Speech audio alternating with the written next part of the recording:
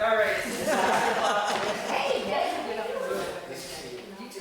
6 o'clock, I'm gonna call the meeting to order, and just in case you didn't hear, Sue's got a sign-in sheet over there, because we've been getting, the crowd's been growing and growing, which is a neat thing, but sometimes there's people we don't know, so we have your names for the minutes.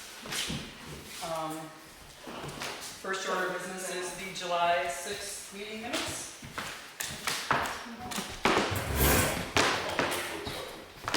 Tom moved to accept. Second. Jenny seconded, I agree, thank you. And Selectman announcements.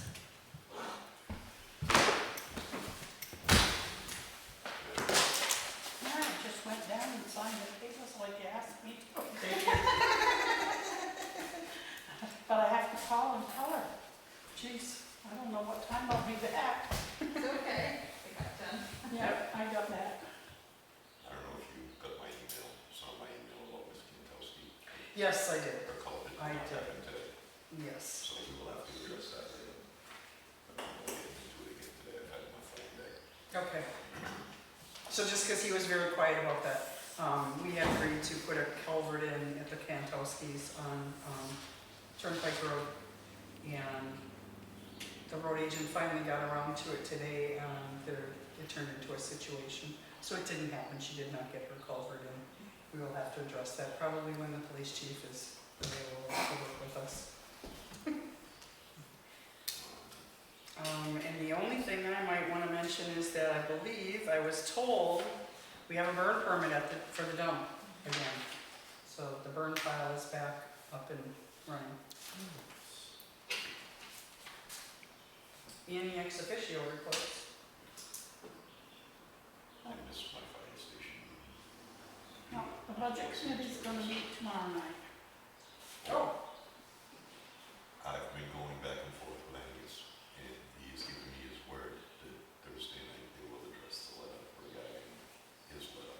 okay. And it will either be finished or voted on and completed and done the following meeting, sent out the following meeting. But Great. it's going to have an actual paper craft in his hand to present. Great. Thank you.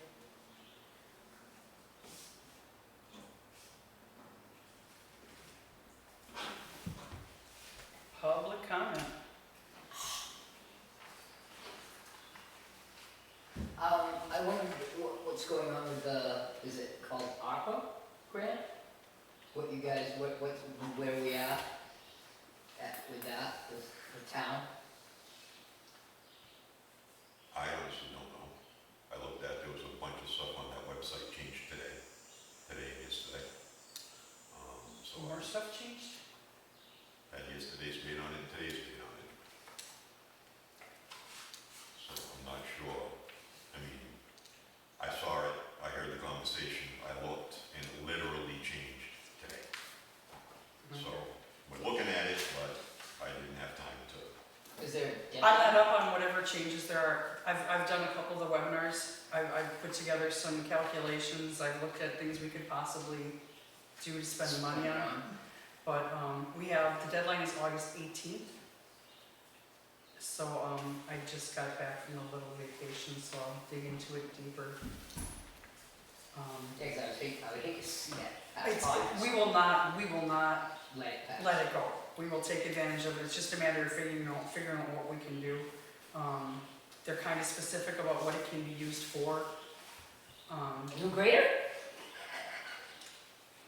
If you can figure out how to justify that, I would be happy to entertain that thought. Well, But it could tell us to possibly go take. over and give it help. Right? They're Yeah. very specific.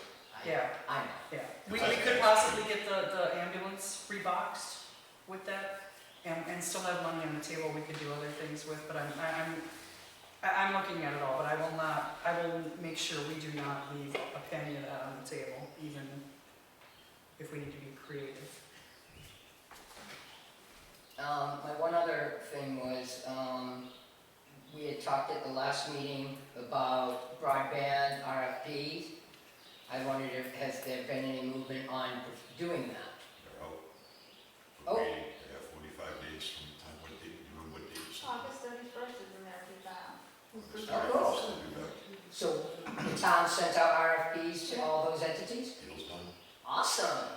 We received Good job. one reply back, Thank you. but they are not interested because we're out of their area. We did. Can't remember who it was, but I thought, I have received one response. I would anticipate that you're gonna get 14 more. Yeah. You know, nobody's gonna wanna come up here. No. Excellent. And I contacted Jeff McGyver, and he did receive it. He was actually sitting at his desk when Sue sent it, and it's already been sent to engineer to be worked on. Awesome. How many was set up? Pardon me? How many was set up? Oh, boy. 15 or 16? About, 15, 16. yeah. Okay. Awesome. Three Right, by so then, mail, the rest by email. I believe the consolidated and, Every cable carrier in the tri-state area. really? So when somebody asks that question, and it turned into, well, why didn't you ask so-and-so, why didn't you do this? I can say, I contacted every cable provider in the tri-state area. Nice job. I seriously doubt you will hear from anybody but Consolidated. Oh, really? Nobody else up there runs cable. They own all the hardware, and they have all the trucks and workstations. Nobody else has them. Did you have a public comment? No, I thought you had your hand up. Yes, Yeah. yes. So it's really short.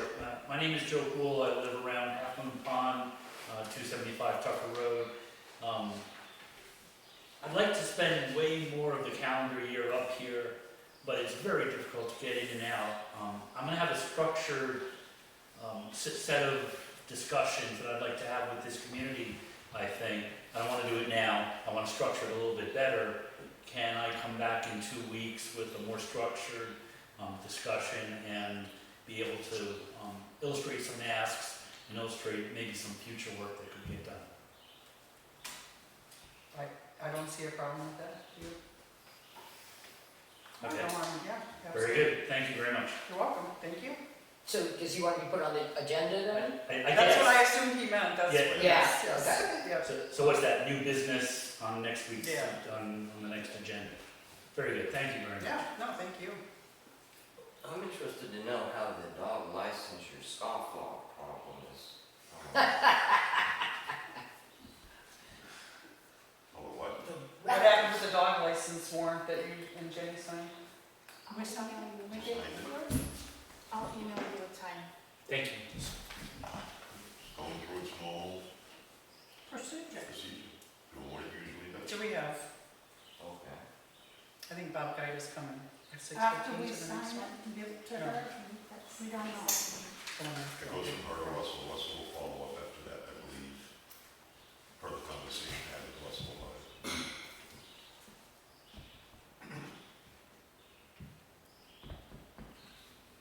Anyone else?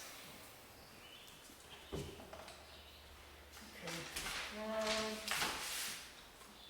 We have an appointment at 6:15. We could probably go to, do you guys want to do the dealer's license situation? Or do you want to skip to the library trustee, or should we move on to correspondence and save the heavy stuff for later? We've got 10 minutes to do the correspondence, get it out of the way. Okay. Oh yeah, I forgot My to God, think yeah. that stack was maybe nuts. Look at that.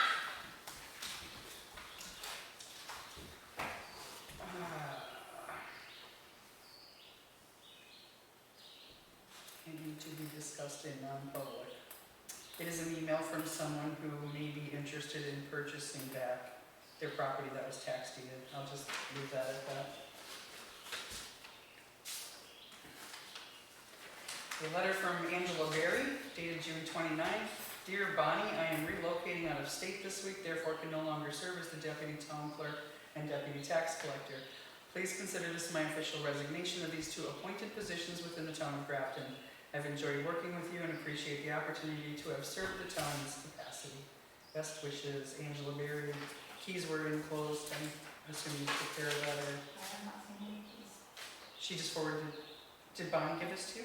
Okay, all right. Well, I'm assuming Bonnie took care of the keys. Or maybe we can follow up on that and make sure we get the building key back. Second is an email from Rick Elpers from Primex, which is our municipal insurer. The visit on Friday went well, the building is beautiful, this is regarding the cook shack. The visit on Friday went well, the building is beautiful and something the community should be proud of. A few loose ends to be tied up in the very near future in order to have good, safe, continuous use of the building. Proper hand washing stations need to be installed according to state health code. This is separate from any sort of dishwashing sink. Ground rods are exposed on the back side of the building by the meter and need to be buried further.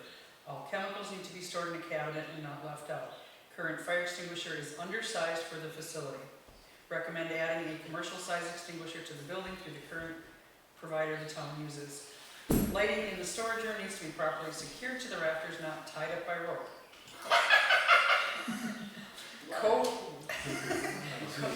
Cove base needs to be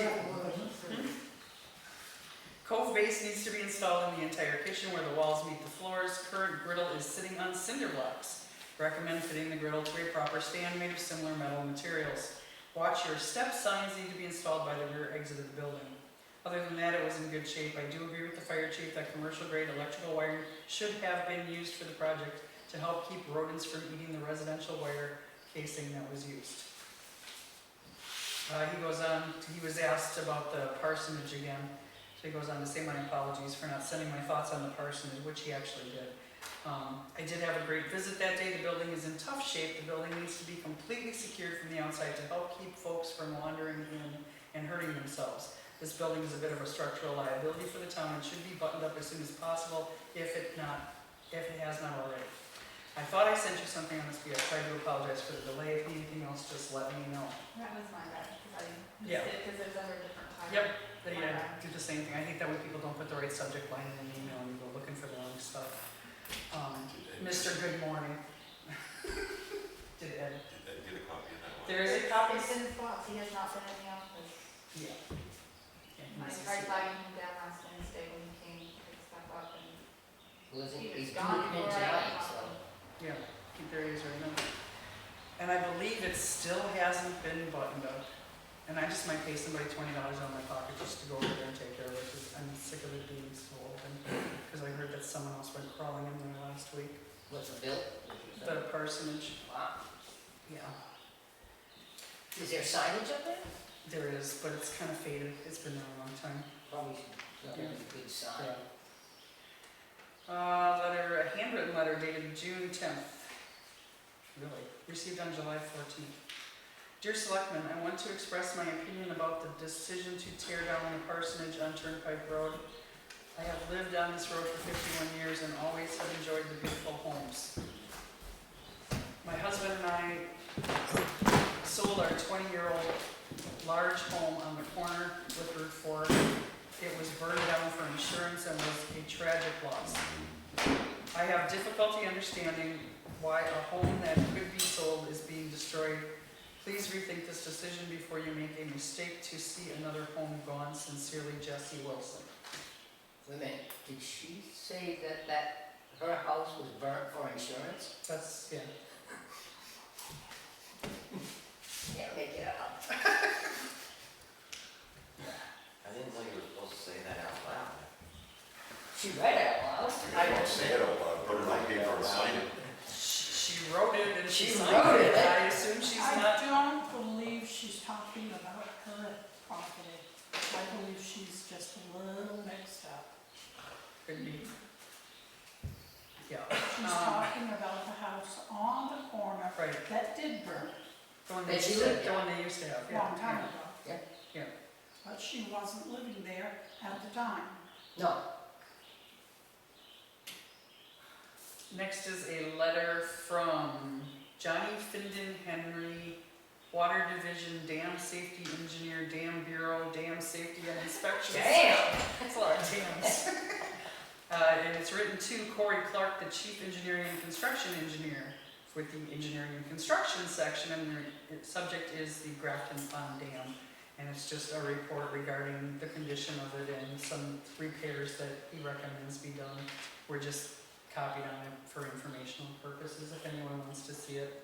It'll be in the Selectman's office. And get through two more. Approval for individual sewage disposal system, Prescott Hill Road. The Sargent lot by Leonard Garaldi. Applicant Glenn Kopach. owner information, Pete Lozo, Those Lozo, my apologies. And another approval for sewage disposal system, the same person for the adjoining lot. And I think with that, we're at 6:15.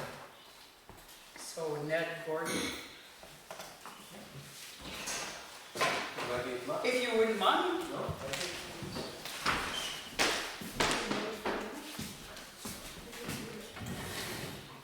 Thanks for coming, I appreciate it. Well, thanks for the invitation. Yes. Nice to see you all. So just for the people that are here, I reached out to our state reps and our state senator and asked them if they would please come to a July or August meeting. Let us know what they thought was accomplished this last session, what they plan to do for us next session, and give us a minute to let them know what concerns we have. Because it's kind of a brief window you guys have this year for putting in new bills. isn't 1 it? week, 1 week, yeah, in September, so, and that's with the intention of keeping the amount of legislation down. yeah. Actually, what I'll do is I'll move my chair over here. Absolutely. Yeah, yeah, be good for the, yeah. We have 1 feet apart. 1 week stays 6 feet apart. She's not one to do it. So, for everybody, anybody doesn't know, I'm Ned Gordon, and I'm a state representative. I represent 5 towns, actually. So I live in Bristol, represent Bristol, Bridgewater, Ashland, Alexandria, and Grafton. It's a really unusual house district. You have basically 2 towns, Grafton and Alexandria, that are connected only by a dirt road, so, and have a little community of interest. And so, one of the bills I sponsored last year was a bill to have a redistricting commission to look at redistricting and try to put towns that fit together instead of the way they're currently constructed. So it's really an unusual district, but a great district and a solid district, most of which I'm pretty familiar with, probably Grafton being the town that I'm least familiar with. Just in terms of background, I was a lawyer, I was a judge, I'm retired, and I was in the legislature previously. 20 some odd years ago, I was in the legislature and I was a state senator for 4 terms. Then I was appointed as a judge, served as a judge, and then retired as a judge. So this year's been a very interesting year. The legislature is very different now than it was when I served 20 years ago, in that it's far more political, far more partisan, far more divisive than when I was there before. When I was there before, basically you just decided what you thought your community needed and you did. Today, it seems like the political parties want you to vote one way or the other. And I have to tell you, it's extremely frustrating for somebody like me. I'm very fortunate in that I have been appointed to serve as the chair of the Judiciary Committee. So the Judiciary Committee is an important committee in the legislature, and it's one of the committees that has more bills than any other committee. And I've also been appointed by the legislature, both the Senate and the House, to serve as the chair of the Joint Legislative Ethics Committee. So I chair the Ethics Committee and deal with the ethics complaints for the legislature as well. So we had a very active session this last year. With COVID, it was extremely difficult. We couldn't meet where we normally meet, which of course is in the State House.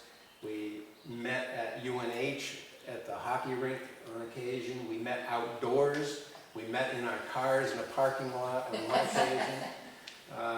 And for the last few meetings that we've had as a legislature, we've been meeting at a sports complex down in Bedford to rule on legislation. The biggest thing that you accomplish, they say in the legislature, you get elected for 2 years. It's 2 years. 1 year is the budget year. The other year is the election year. So you're either putting the budget together or you're running for re-election. That's the way it works, and that holds people accountable in New Hampshire. So we're one of the last 2 states that has a governor that only has a 2-year term. And that way we hold our governor accountable and make sure that he's responsible to the people as well as our legislators. So this year we did the budget. The budget is and I just say also, and I appreciate you being invited, and I also serve in the town government. So I served as a selectman and did my term as a selectman. I have been the town moderator in Bristol for 27 years. And I've been the school district moderator for Newfound Area School District for 27 years. So I'm familiar with the town, very familiar with the town, and town government, and been very involved with town government over the years. So the budget, what we did in the budget, and I hear a lot from people in Grafton, believe it or not, usually by email. 30 years ago, I rarely ever heard from constituents. They'd give me a call every once in a while. Somebody would call me up. Today, email makes it easy for people to communicate. So I get lots of emails, and I get lots of emails from Grafton. I get lots of emails in Grafton about gun issues. I get lots of emails about marijuana issues. I don't know why, in particular Grafton. And I get lots of emails about property taxes here in Grafton. Those seem to be big issues for whatever reason, but that seems to be the most issues that I get. So we passed the budget. I actually had to hold my nose and vote for it, which I did vote for it because I wasn't entirely happy with the budget.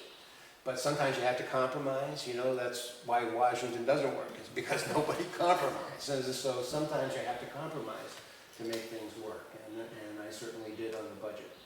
The budget is actually 3% less than it was for the last biennium. We do a 2-year budget, but this is 3% less than the last budget. So it's spending less money than we spent before. One of the things that would affect the town, it doesn't actually affect the town, but it affects the taxpayers, is that the statewide property tax is going to be reduced by $100 million across the state. And what has happened in the past is we've given out monies to the towns. And what happens, and please don't take offense, but what happens sometimes is the selectmen and city councils tend to increase the budgets with the money we give them.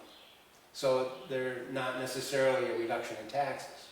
So what this budget tended to do was say, okay, what we're going to do is we're going to reduce the property tax, and we'll do that by we're going to spend the same amount on schools, but we're going to reduce the amount of the statewide property tax, and that will lower taxes for people by $100 million statewide. The second thing, we are going to distribute an additional $50 million from the rooms and meals tax in the budget. $50 million. And we haven't done that for a while, but this year we will do that, $50 million. We also appropriated $30 million in school building aid. There are also tax reductions, other tax reductions, which won't affect homeowners as much as they do businesses in the state. And that is the rooms and meals tax was reduced from 9% to 8.5%. It doesn't sound like a lot, but the hospitality business is the second largest business in the state. It drives the state, and that's an effort to improve, and they have really suffered over the COVID, more than any other industry. It means that we get 50 cents less on when you spend $100 at a restaurant, that means we're going to get 50 cents less, but it does make a difference. The interest and dividends tax, this is what we call the New Hampshire income tax. You do have to pay 5% income on interest and dividends in the state, and that's going to be eliminated over 5 years. It's going to be reduced each year over 5 years to do away with that. The business enterprise tax was lowered by from 0.6% to 0.55%. And the business profits tax was reduced from 7.7% to 7.6%. as a result of those reductions, there are about 30,000 small businesses. The LLCs that you see, the electrician, the plumbers, whatever else, there are about 30,000 small businesses in the state that will no longer have to file business taxes in the state of New Hampshire, which we think is good in terms of reducing regulation. There are other things in the budget that you'd be interested in. They're closing the Sununu Center. We built this thing for basically 140 kids to basically imprison them. These were the really hardcore delinquent kids. We built it down in Manchester, and now the whole trend is not to incarcerate kids, to avoid incarcerating them, to do diversion services, whatever else. And so we're going to close that Sununu Center. Right now, there's only about 24 kids there. And it's costing us millions and millions of dollars a year to operate. We gave out grants to extend OHRV trails. This is the problem of getting old. We gave a new National Guard incentive program to give incentives to people to serve in our New Hampshire National Guard. We also, another big issue that's been taking place is with regard to the governor with the state of emergencies. So he could declare a state of emergency, and it would be in effect, basically for 13 days and whatever else. And what he was doing was renewing it every 13 days, and he did it for a year and a half. And at some point in time, it seems like you've got to, that in effect, that could create a dictatorship. And so we've cut back on those powers. So after 90 days, he's got to come to the legislature and say, can I renew? And have it so that the representatives of the people can have some say over that. We also eliminated lots of petitions at the Department of Health and Human Services, because we've had all the problems with DCYF, as you may read in the paper. And so we threw a ton of money at it. And as we threw a ton of money at it to hire new people, they haven't been able to hire anybody. And so for the last 2 budget cycles, we've had all these vacancies in there that we appropriate the money for, and then it never gets used, or that it gets used for something out of purpose. And so we've done away with several petitions, and it seems like there's about 30 positions. And there's also a family leave program for state employees that's been created as well. That's sort of it on the budget. There are some other things in the budget which I'm not very happy about. There's social issues, which never should be in a budget, but were included in the budget because that was the only way that they could get everybody to vote for it, I guess. And those are issues, no matter how you feel about it, but issues like abortion type issues, racial issues, those types of things, which became very controversial and shouldn't be in the budget to begin with. I sponsored 10 pieces of legislation last year. One was to create this redistricting commission. Another one was, they are going to be redistricting once they get the census results, is to have a fair and open process where they actually have hearings and let people come in and testify, as opposed to having a group of guys who may be very partisan behind closed doors smoking cigars saying we're going to divide up the state this way, and unfortunately neither one of those bills passed. And I did a bill for appointment of counsel in juvenile cases. Right now, if you're a juvenile delinquent, you don't get counsel right away. And lots of times kids get themselves into the delinquency system. Once they get into the delinquency system, they're more likely than not to end up in the criminal system. And so what we want to do is get them diverted as best we possibly can, get them other services to prevent that from happening. I did a bill for financial disclosures for legislators as a result of my ethics work. I did new penalties for timber harvesting on somebody else's land. Okay, 30 years ago, I did the original bill that made it a crime to go on somebody else's land and cut timber. And And this, but what happened is it only applied to the person who actually cut. So you have but lots of times it's the owner that says, you can cut over there, and so this makes the owner equally responsible. Condo dispute board, I also sit on a condo committee that reviews condo legislation. Election, did a bill for Grafton County Commissioners. We have 3 commissioners. Omar Ahern is commissioner down here. And right now, each one of them serves 2 years, 2 years, 2 years. And we've had situations, and other counties have had situations where they all get voted out in 1 year, and you have 3 brand new commissioners that know nothing. And you need to have some history. And so we have rotating terms, where one term will be a 4-year term, rotating each time. Eligibility for tax relief. One of the bills I put in was to give a break to people with low incomes on their property taxes. Doesn't cost the town anything, but the state subsidizes that. So, because you hear constantly, at least I do at my town meetings, hey, you're going to be putting people out of their homes. You know, they don't have enough income to pay their taxes. And this is to support those people at the very lowest income levels so that they'll be able to pay their taxes. And supported decision-making for disabilities, I sponsored that bill. So anyway, in essence, that's the 10 bills I sponsored, and I'll be sponsoring legislation this fall, although I don't have a list at this point in time. I barely got out of the last session. I'm more than happy to listen to your ideas. Thank you. Just one other thing is, if you are a representative in Grafton County, you are in the Grafton County delegation, and you create the Grafton County budget. And I was elected vice chair. The chair, because there are more Democrat representatives in Grafton County than there are Republican, the chair is a Democrat, and then a Republican is the vice chair. So I was made the vice chair. And we passed a budget that will not raise, is spending less in taxes than last year, and will not raise any additional county taxes over what it has in the past. We just did that 2 weeks ago. And that's my story.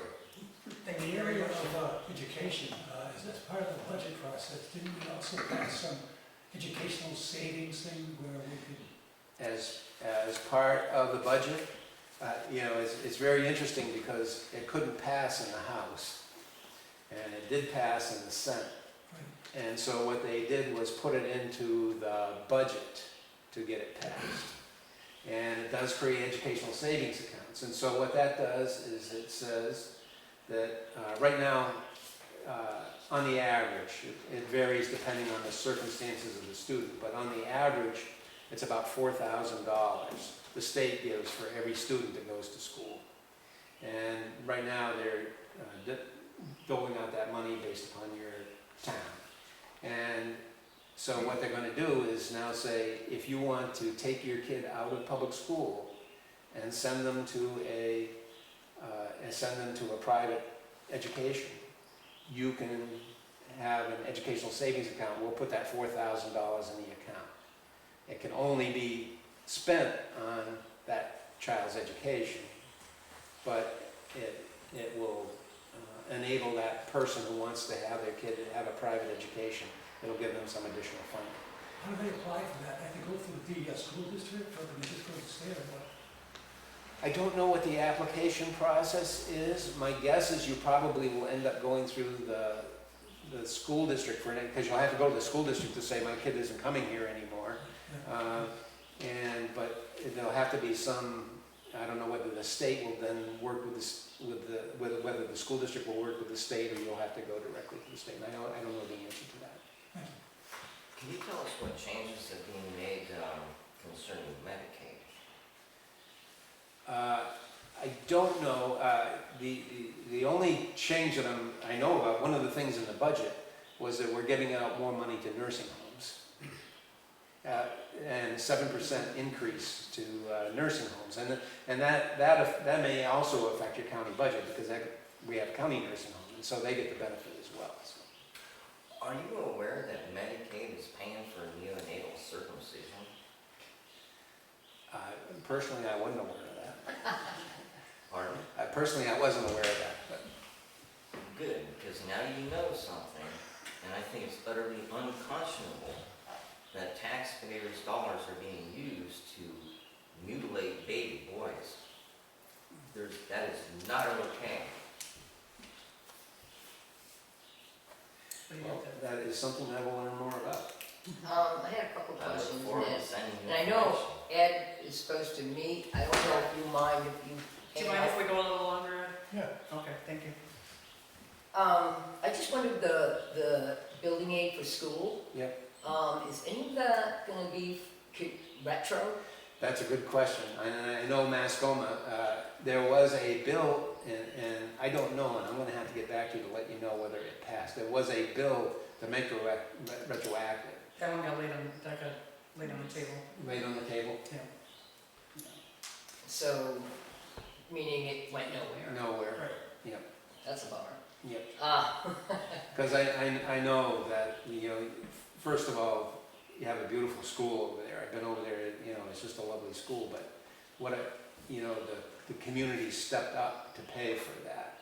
yeah. And they should be reimbursed, and the state should give them some benefit for that. Well, what's a shame is like, I think 2 years before that passed, the building aid was available. Yep. But the bond failed, Mhm. Yep, and then they did it without the building aid and it passed, and that's what really hurt. Yep. Especially a small town like Grafton, I mean, it just really killed us.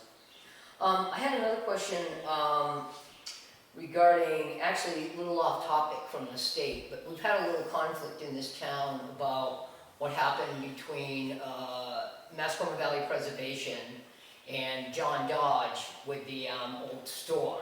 I don't know if you could clear up exactly what happened with that, because there's a lot of innuendo and rumor going around, and, you know, personally, I don't want to blame MVP, but if they did do something that was under the table, I certainly would like to know that, because I'm getting a lot of people asking me, you know, what the deal is. no, I've represented MVP, so Andrew, you can correct me if I speak out of turn, okay? Sure. So, this is as I understand the situation. So, we had an estate, and was it Kidder who was the original estate? Kimball. Kimball was the original estate. And the Kimball family had other property, which they gave to MVP. They donated to MVP, Old Mill property, very nicely. And so then it came down to the store property. They believed that they still had ownership, that the existing deeds did not reflect the store property. How could that be? There were warranty deeds. I don't understand how they could think it was something other than a warranty deed that existed. The description of the store, unfortunately, they were warranty deeds, and you're correct about that. But the description of the store wasn't in the deeds. So, I saw them. Yes, it was. well, there's, We've all seen them. Okay. In the bill of sale. Yeah. well, All right. Yeah. Please finish. Yeah, Bill, Sorry. Let's let a lawyer explain. yeah. if you, I really don't want to argue about it. So, I'll explain what I believe would be the circumstances.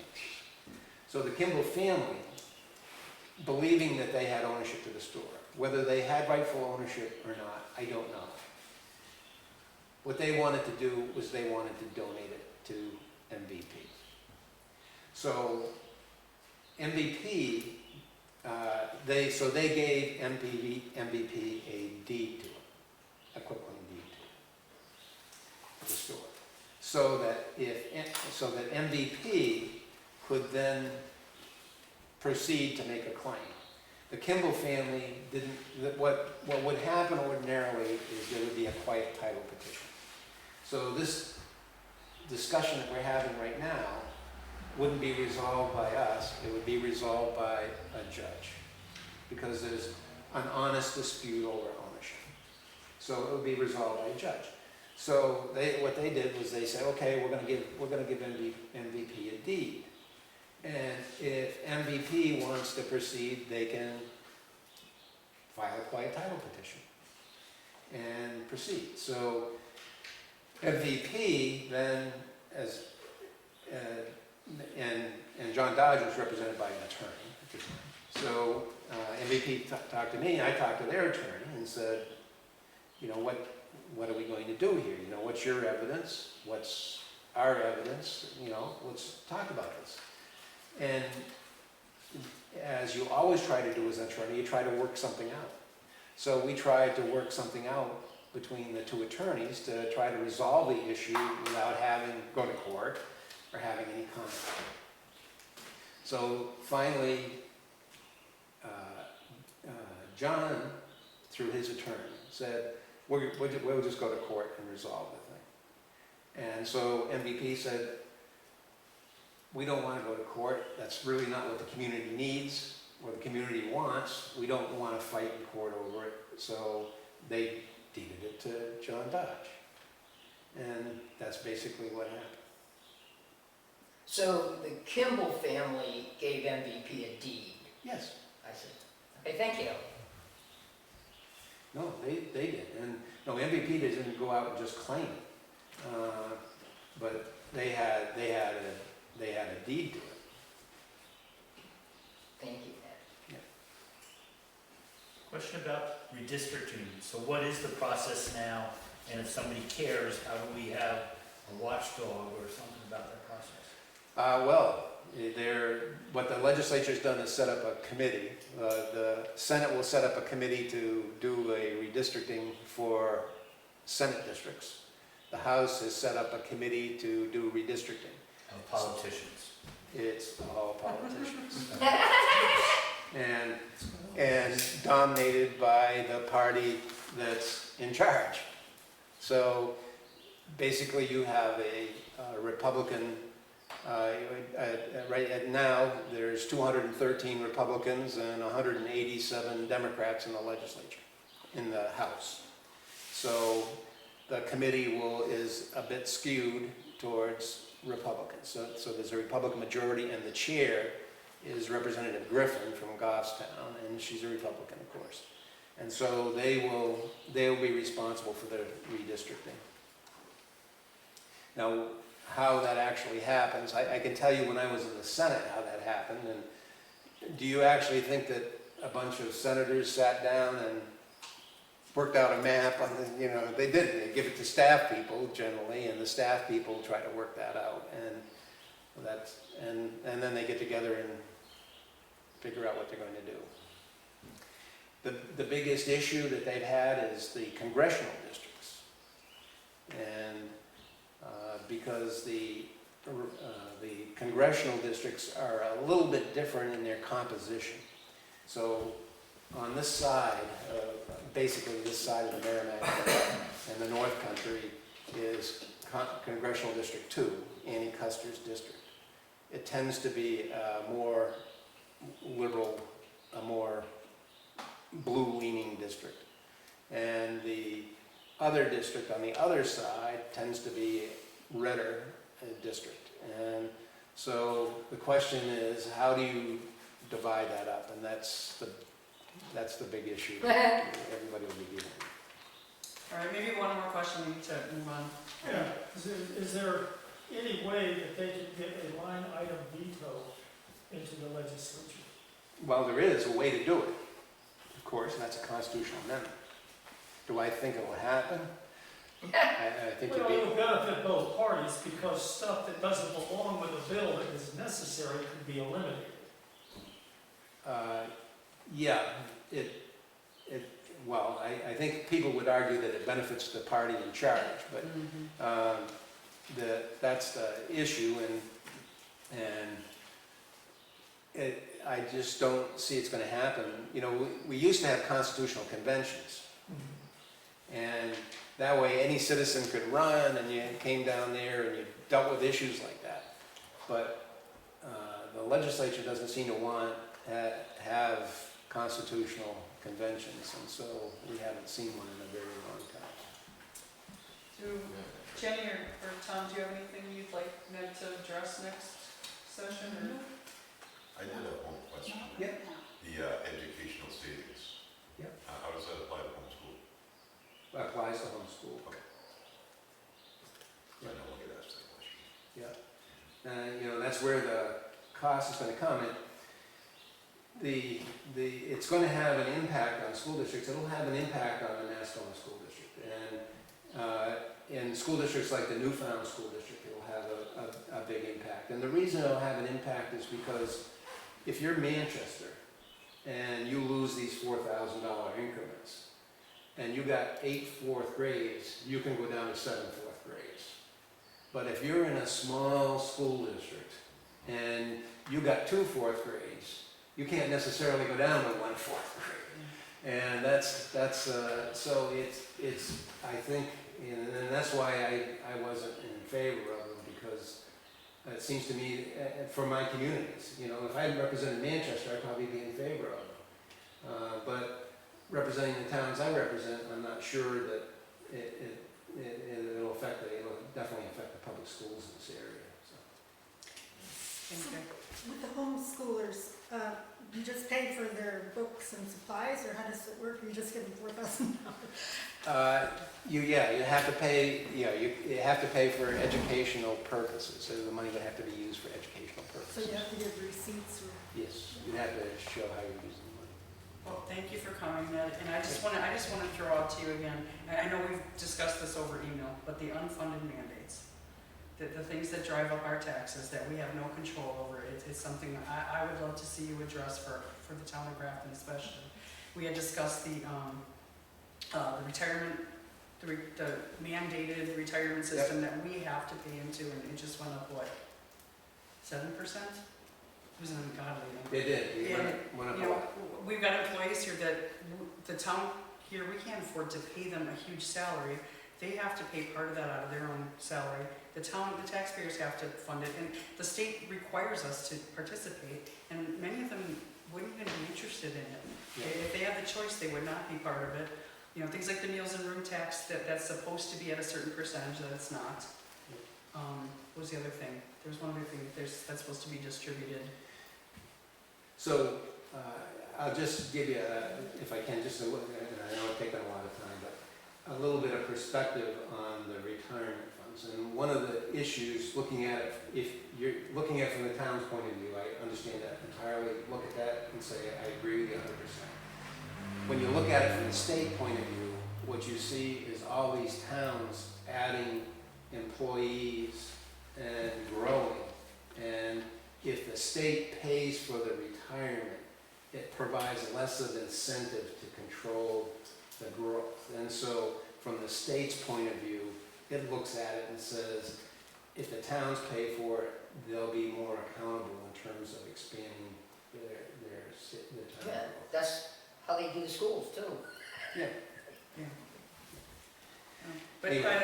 from where I sit, it looks like it was the system that was for the fire and the police, and they started running out of money, so they said, oh, now all your highway workers now come in, now your secretaries, your administrative assistants, anybody who's a full-time, now you have to start paying in because we don't have enough money to pay these other people that were in it before. And it wasn't their choice, and it wasn't our choice. Right, and as you know, the retirement system has had its problems financially, and I actually, another job that I have is I'm on the board of the Judicial Retirement Fund, which is doing very well, so that's another. Share your investment strategy. Thank you very much. Thank Ned. you. Appreciate it. Thank you. Anyway, I'd be more than willing to come over at any time, just ask, Great. I'd be happy to do that. And if you have any ideas of what you'd like to see for legislation, please get them to me by the 1st of September, so we can do that, okay? Yes, thank you Cool, very much. thank you. Thanks. Nice to see you all. Thank you.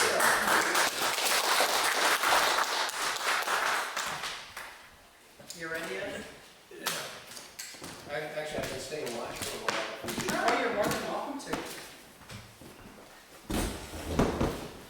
Somebody should have told us we're supposed to be growing. We aren't. Right? Maybe that's it. Yeah. Just wanted to come and give a report on July 10th. It was a very good day. There seems to be a lot of community spirit, something that hasn't been seen in town in a long time. And just wanted to let the board know, and we need to keep it, the ball rolling and keep the spirit together. Did see two of the selectmen there, somebody else had a vacation. Yeah. But it was good to see the selectmen there to take part, and so thank you. Thank you, and thank you for the entire rec committee for putting that together, especially having to struggle to get that cook shack up Yes. in this god-awful heat we've had and everything else. Right. Well, it took not just an effort by me, but a lot of different people in town that came from different groups to take part. And that's what took and made the day that much better. Yes. Yep. Also, the rec department is in the process of discussing, so we wanted to bring it to the board before we went any further. Since the building was built, we said from the very start that it's not just for the rec department.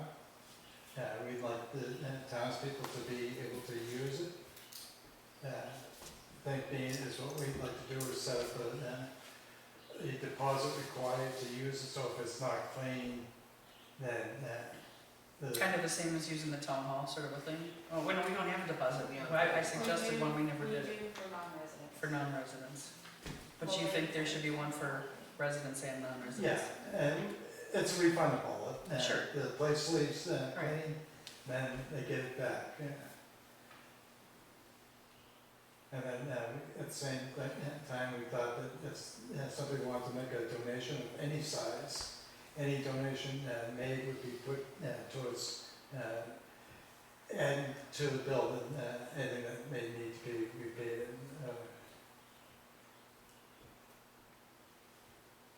So is it done? Or was it just done enough to use on July 10th? No, there's still some work. Okay. There is a list in your inbox. I read an email earlier from Rick Alpers from Primex of suggestions he has for things that should be Yeah. finished up on, so it's in the rec department's inbox in the Right. office for you.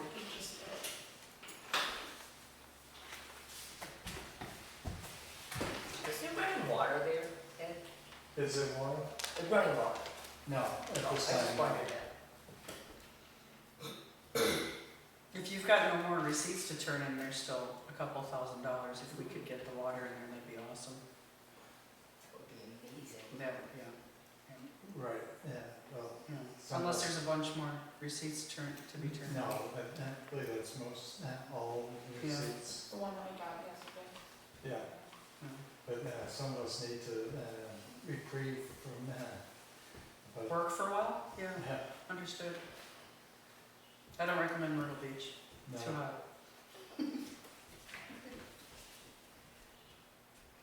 That's just a copy of the thing that's in your inbox. It tells you what needs to be done. right, yeah. Some of this, Some of it, you right, some of it we took care Sure. of. That was just from whenever he walked through. Right. But yeah, So, but this is from our insurance guy. This isn't from anyone else. well, I'm here to bring that up too. So, I've had more than my share of our so-called fire chief. Mm-hmm. I do not like the fire chief taking and running into the town office and saying that the insurance guy needs to come down and inspect the building because he wants to get it condemned. While John may have instigated that appointment being made when it was, I was the one who reached out to Rick Alpers when the whole thing started to make sure that we were gonna have it covered for insurance, and if he had any issues, I'm the one who had asked Sue to reach out to Rick, and so he was going to do that anyway, whether or not. Right, and I understand that. And I met with the insurance guy, and I also met with John. I do not appreciate the fact And I feel the select board should take and reprimand John for him to go down to 6:03 on Thursday and run off at the mouth and say that he is going to take, and Ed is going to be very unhappy come Saturday because he's not going to be able to use that building because I've got the, I get it, but this bad blood between the two of you is not gonna be resolved this way. And the selectmen can yell at each of you all day long, it's not gonna change anything. The bottom line is, he's got a right to say whatever he wants to whoever he wants. We still have a First Amendment in this country. So, it bothers you, I get it, I'm sorry, but you don't have control over him. but the thing being is, he shouldn't be able to take and say that he has dictatorship over what can be done in that cook shack. For whatever it's worth, every time I heard that rumor, I said, well, he's gonna be sorely disappointed when he finds out that the selectmen have your back, have Ed's back, and the cook shack will be open and will be used on Independence Day I celebration. understand that, So, but as much as I might have been wrong to say that, yeah, I mean, if he was wrong to say what he said, people talk.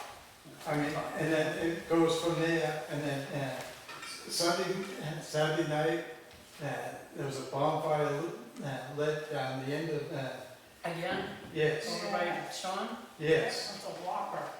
yes. And then come Sunday morning, the fire's still going, the fire chief goes by. Interesting. Exactly. He assured us last year that that would be taken care of, it would not happen He again. did, we probably should. And I had That's approached what he him told us. a month ago and asked him about that. Oh, that won't happen again. But then, here, he's, tries to dictate what he has control over at the cook shack. But he tried and he failed. Right, but then, here, he goes right by and opened, fire that was still going for hours on end with nobody around it. Now, That was left burning. Yes. And they did it last year too. yeah, they did. Did you see that fire Yes. that night? Yes. I'll talk to the fire chief about that, I'll see what's Yeah, going when on. people leave it after the fireworks is going, people get scared because they see these big flames of fire. I was concerned about it when I drove by it myself. I mean, they had a pile of pallets burning. A pile of pallets. Pile of pallets had to be 5, 6 feet tall. Isn't that in itself an illegal burn? But the fire chief don't say nothing. Is it what? Are pallets allowed to be burned? I'm wondering if that's. Sure. Really wouldn't. Depends on what they're made out of. Yeah. Yeah, I suppose it's a- Depends what they made out of, Yeah. furniture. Yeah, not too many people use composite material or Yeah, commercial okay, paper all right. pallets. Right. I mean, the high school built their homecoming thing out of pallets. Oh, okay, all right. I'll ask him, I will talk to him about that, but we'll have to try to remember next year to, well, you don't care, you know. But, well, we will have to try to remember next year to talk to Sean before, and John, and see if we can curb that before it becomes another problem again.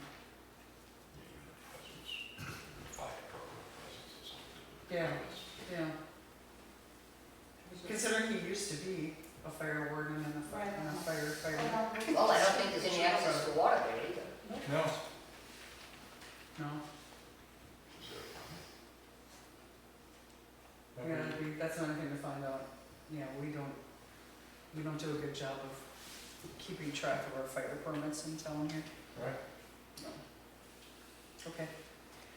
As long as you're here, and I think this might apply to Cheryl too, I was thinking today, what's going on with the old home day committee? No idea. I've been tied up with the, Yeah, I know you've been wicked busy with other things. But you were the one that brought it to the selectmen and the budget yes, committee. but I didn't expect to. I have this going on, I got it, okay. Okay. Anything else? No. Thanks. Okay, seeing as we were speaking of the fire chief, I have a complaint from one of the ladies auxiliary. She wants to know if there's any way they can have someone come in and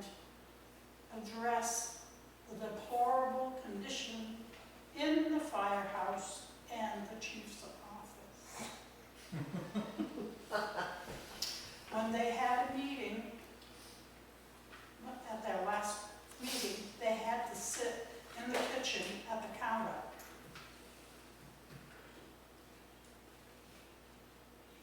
So I told her I would address it at Selectmans meeting.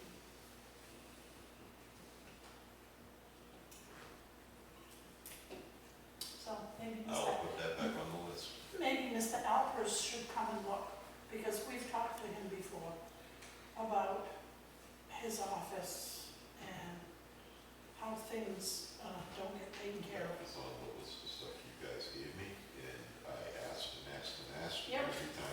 Every meeting, that door is shut. Yep, And I was told that everything had been taken care of. that's not true.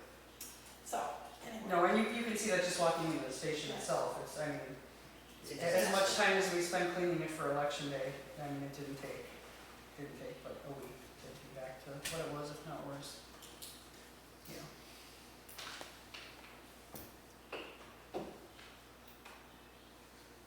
I'll put it back on Yeah. the list. I honestly don't know that, as long as John Bavier is the fire chief, that's ever gonna change.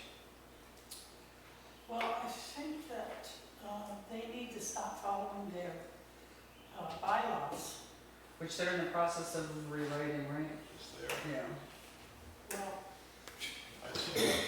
I saw them I missed the last meeting, but the meeting before I saw them. what's the term of the fire chief? It's supposed to be 10 years according to what they have in writing right Yes. now, and, yeah. So I think that's what instigated the whole thing, so. I have not seen a completed draft yet, but I do know that they were being worked on. I haven't seen it either, hasn't been printed out yet. It'll come to us Or when it's left out, done. it hasn't been left on the printer Left on the anyway, kitchen so table, it's, yeah. No, not yet. No, he tells me he's doing it, I believe. Okay. Good, move on. Next. Next on the agenda, we received, actually Bonnie received and forwarded to us a application for a retail vehicle dealer license. Business name DM Auto, address 68 Slab City Road. Dennis McKean is the business owner's name. Going to sell vehicles? That's what, yes. Oh, and let me read the letter that he also sent that's attached to it. This was received yesterday. It is dated July 19th, written to Office of the Health Department, dear Mr. Poitras.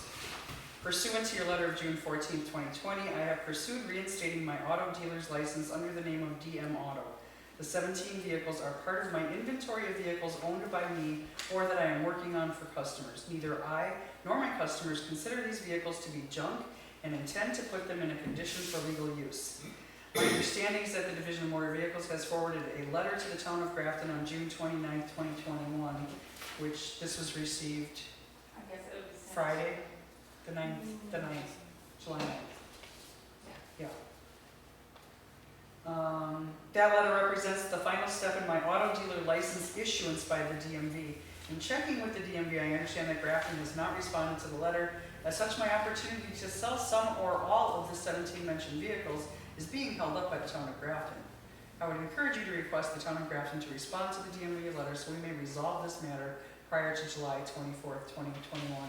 He attached a copy of the notice of violation he received, which does say that he has to either apply for a junkyard license or remove all the items by July 24th. Part of the RSAs say that one way around having to comply with the junkyard RSAs is to be a licensed auto dealer. But the pictures, There are caveats around that work, Right. too, of what you may or may not have. yes. The pictures that Russell took that were attached to, oh, that was from correspondence from the lawyer. These vehicles are clearly not going to be sold to be, Oh, I didn't know where I mean, nobody's gonna buy that to drive it down the road, it's not gonna pass inspection. Have you been down there? Past? Drove past it? before I left town, yeah, a couple Oh weeks my ago. God. Yeah, it is, it's horrible. Yeah, I mean, these are, It's 10 times worse than that. yeah, That just came from there, did you? before I wanted to look, before I opened my mouth, because He this has was on the got, table. those containers, those big, long containers, they continuously cut. You know, they're cutting, you can. They're cutting the cars apart. They, by the way, it's across the road from my house. Right. And we did receive a written complaint from the neighbor directly next door from Diane Prentice. Yeah, and, he is on the edge of the brook. He has, when he had the license the first time, he would bury things. What kind of things, I have no clue. And I realize we're high, we're Sure, yeah, way you can above, look down, yeah. but our well is like 4,000 feet. Right. And groundwater goes like this, has nothing about going uphill. So, they cut every day, they have people going in there, they have trucks coming out.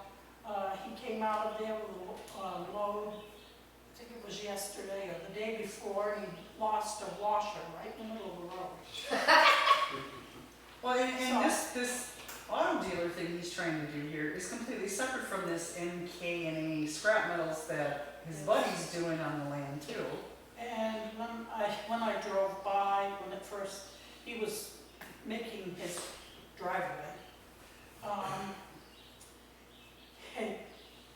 when I went by, he said, "Why don't you take a picture of the last one?" Well, that's all it takes. I backed up. And I said, "Why don't you do things legally?" "Well, I will. I am. I've got a license, and this property has been subdivided." I said, "Really? What town subdivided it? Not this one." No. Can I? Yeah. So he's applying for his retail license, what does the town have to do? See, and this is what I'm Doesn't the confused on. state actually? That's give what a it sounds license? like, and this isn't even the form you find online. If you go to the DMV for what you need to fill out to apply to be a retail car dealer, this isn't even the form they have, so I don't even know where this came from. Well, the town But is, somehow, Yeah, Please very do. familiar with this. please do. Here's how it works. The state, you have to get licensed by the state. The state will not issue a license without town approval. So we kind of sidestep the operation. And rather than come to the town first and get your approval and then go to the state for your approval. And the state will then again check and send you this license, this paper, just to confirm. He went straight to the state and never came to the town first. so why doesn't the town just tell the state that we don't approve of it? That's what that piece of paper is.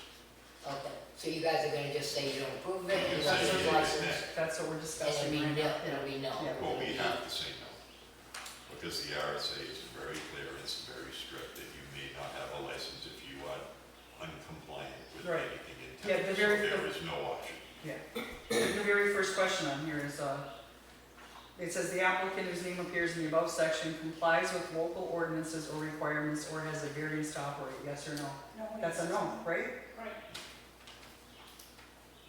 There's a laundry list of issues.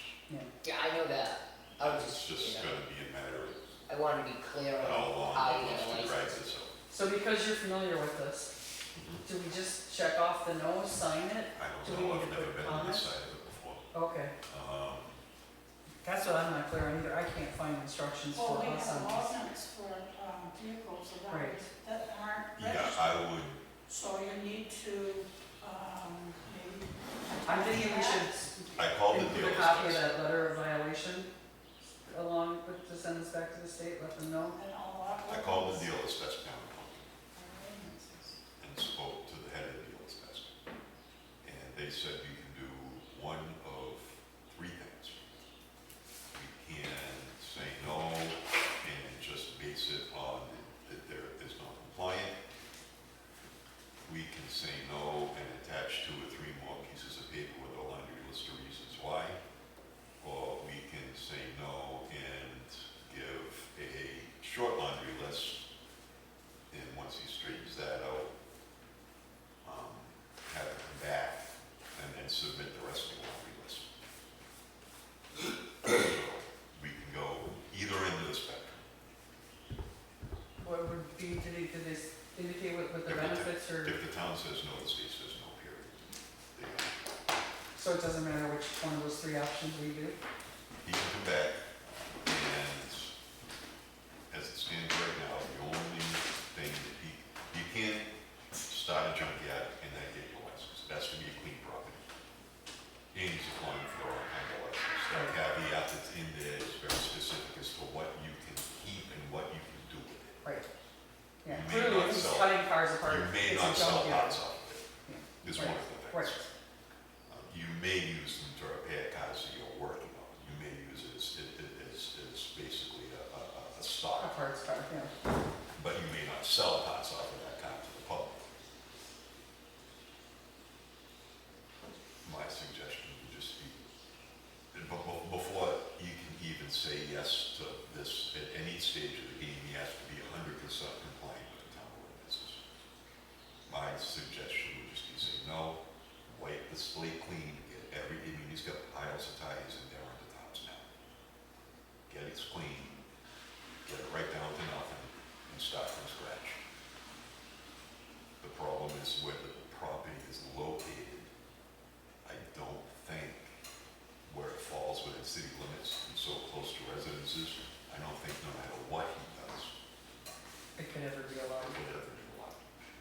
Can't even park in his own driveway in the It winter. doesn't have a structure that's required. Yeah, It's so much, I think it's 2,000 square feet with a concrete heated floor.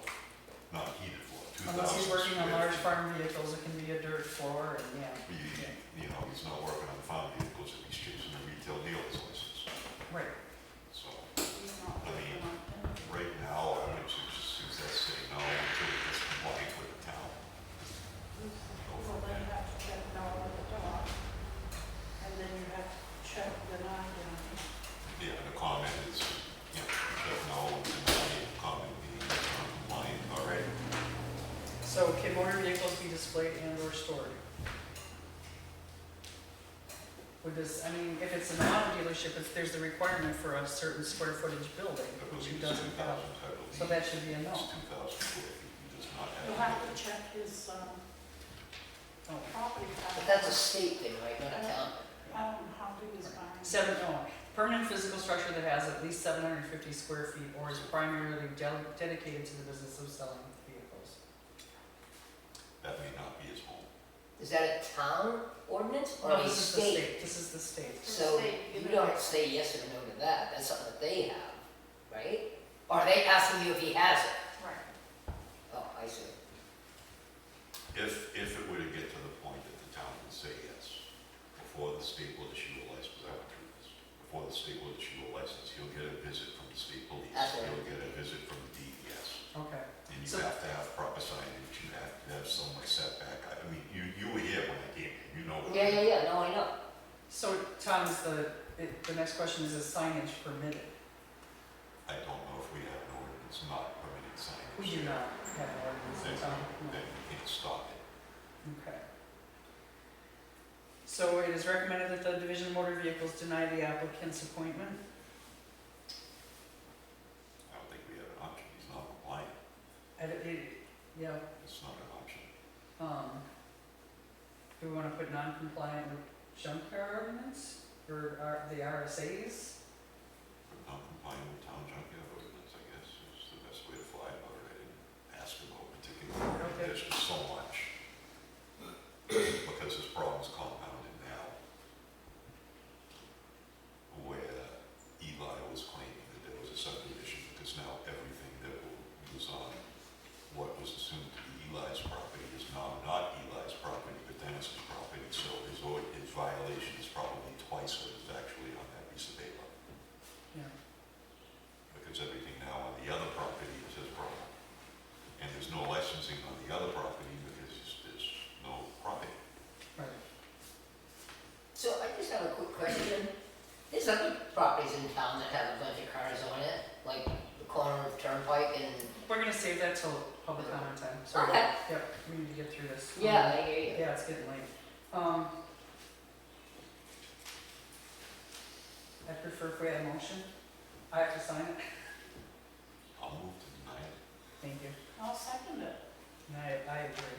So I will sign this. I'll put, just put in the comment, not compliant with town of Grafton junkyard ordinance. We can maybe attach the ordinance and the letter that he was sent, telling him he was in violation.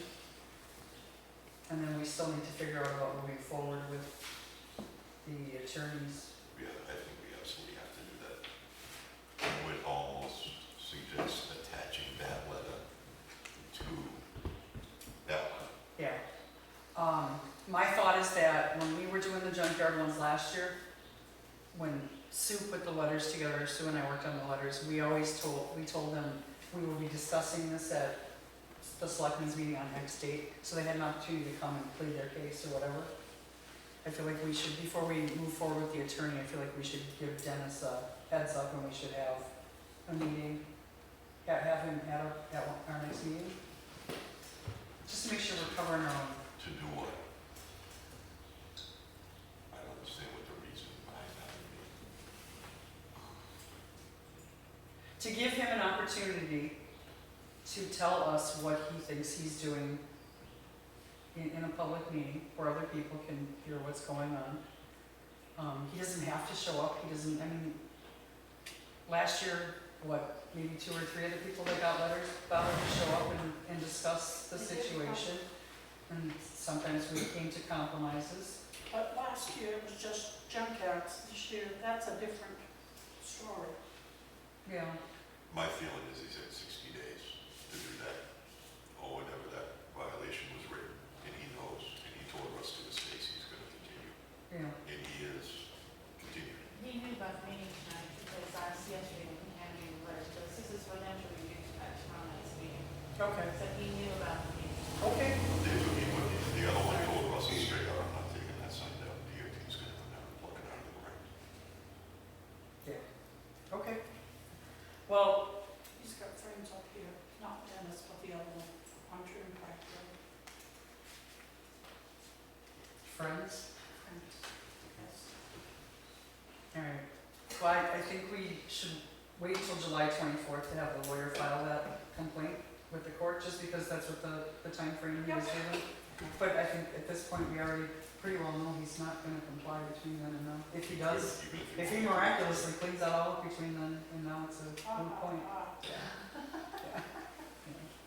Put that right on the list of my winning lottery ticket. I think you would I have. had a drawing, I bring you some good pictures. Yeah. You'd have to read titles to all those guys. Yeah, which he can't. Okay.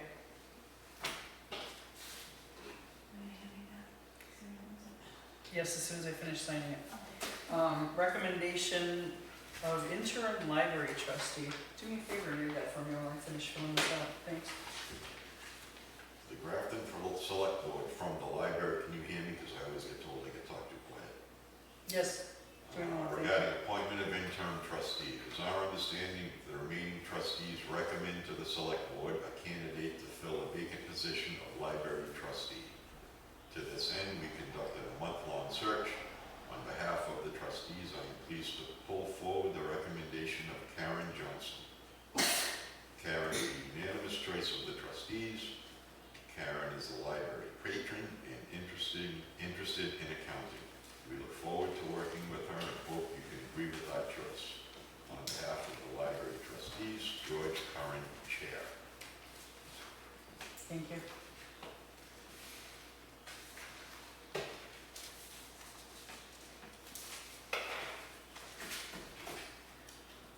So, this was allegedly done in non-public, the discussion over the candidates. I don't know, Andrew, did you guys make a motion to go in and out of a non-public, and did you just, when you came out, did you say, like, who all was discussed, or you just said this was the decision we made? This was the decision that was made. Okay. We went in and out of, I don't have the RSA's in front of me, George. Yeah, yeah, It's like 91A, C3. ANC yeah. or something. Yeah.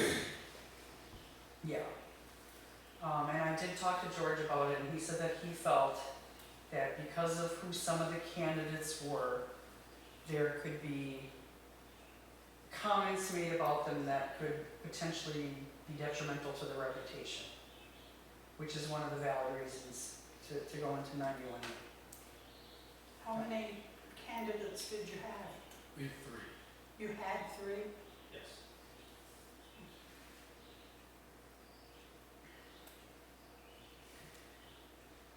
But I don't know that us not agreeing with them and approving them would do any good.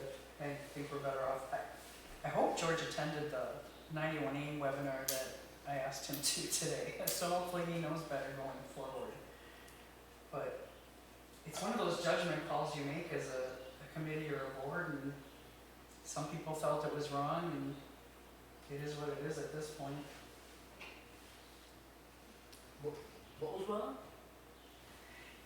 So they had 3, at one point there were 4 candidates, I guess, and then one dropped out. They had 3 candidates to fill the interim library trustee spot from now until March. And rather than discuss it in a public meeting, they discussed it in a non-public. With the individuals. So were they there? The individuals were not there. Okay. Because I don't, yeah, at one point you guys were in with Caitlin, but Caitlin wasn't part of that discussion. It was not part of the second. Right, yeah. So I don't know if you have if you're pulling up the RSA. The RSA say that it's actually the selectmen that make the appointment, but I don't see a reason for us to argue on this or tell them they have to work with somebody else. They've already decided who they want to work with. It's from now until March. Yeah.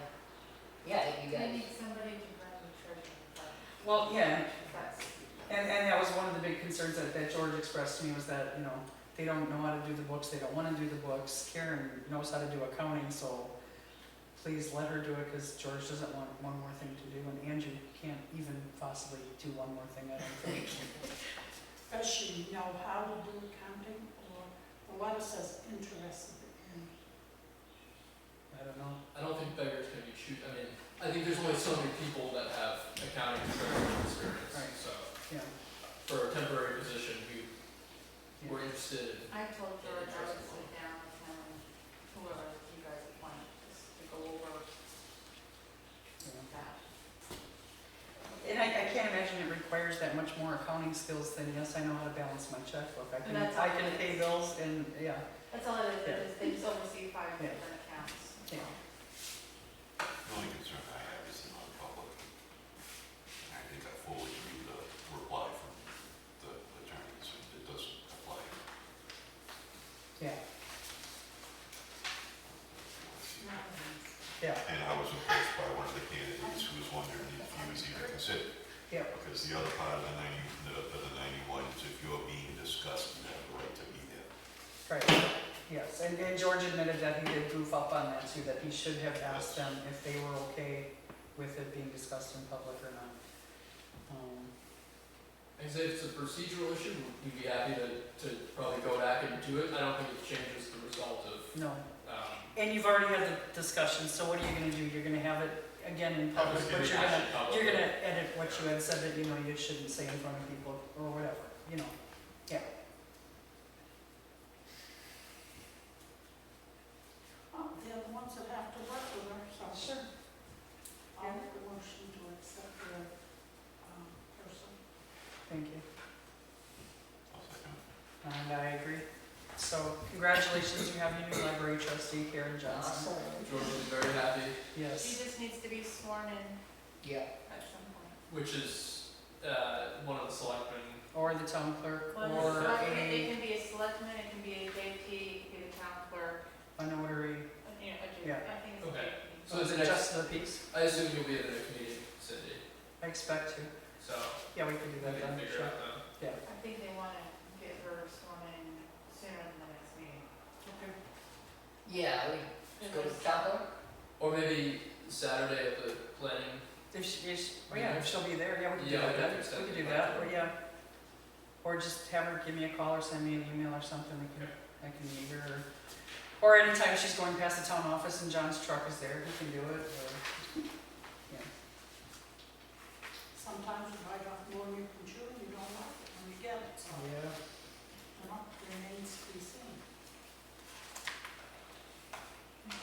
we're down to the rest of the correspondence. Woo-hoo. Might get home before the storms roll in.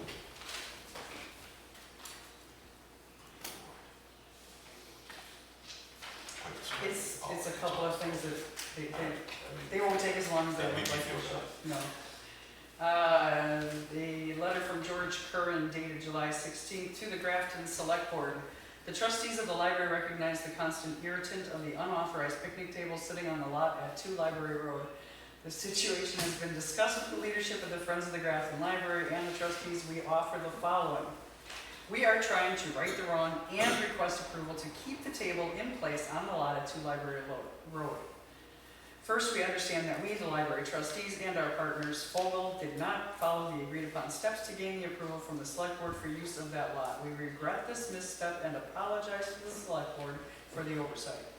We now ask for your approval to have the picnic table remain on the said lot. This request is based upon the belief that there is usage of the table by passers-by and for impromptu events. It also will be useful for regular annual events addressed in a separate letter to the select board from Fogel. Usage of the table that we are aware of includes passing bikers, having lunch, a gathering place for bicycle riders, a site for cake day, and will be a useful asset supporting the recurring annual events, he repeated himself here, by Fogel, which benefit the library directly and thus indirectly the entire community. Thank you for considering this request, and we look forward to your response. On behalf of the library trustees, George Curran, Chair. One thing he didn't mention, that he had mentioned to me when we talked about it, was that Fogel was going to donate it to the town or to the library or the town, I'm not sure which. To the town. Okay, I mean, donating something to the library is donating something to the town. right, You know? yeah. But I just made a caveat that the donation should have our name on it, like a lot of things used to have their name on them for where they belong, and so that table always goes back there. So Sure. it stays there, you know Sure. what I'm saying? I don't want, Yeah, like I don't want the one from Huff Harvard Beach. or I don't something. want the one from Huff Beach, that I stained it and bought it,